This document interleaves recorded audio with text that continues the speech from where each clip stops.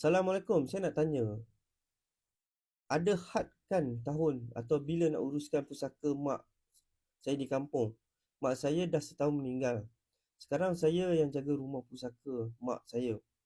Saya ingat tahun depan sebab saya duduk jauh. Tapi kalau ada waktu cuti, saya balik tengok rumah dan bersihkan. Sebab anak saya bersekolah last tahun depan. So saya ingat nak buat tahun 2027. Sebab pak usu saya adik arwah, saya tengok-tengokkan rumah pusaka. Jadi boleh ke saya bawa ke tahun depan? Sebab sebelum ni saya ada ke pejabat tanah tukar nama mak. Dia macam ni.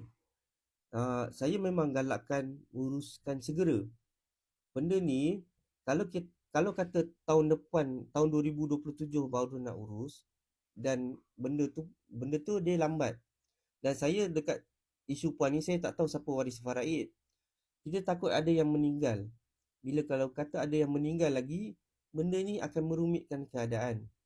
Sebenarnya saya galakkan puan terus urus saja sebab permohonan ni online je. Tak perlu pun turun uh, ke pejabat tanah ataupun pejabat pusaka untuk uruskan. Hanya buat permohonan dan hadir bila waktu bicara je.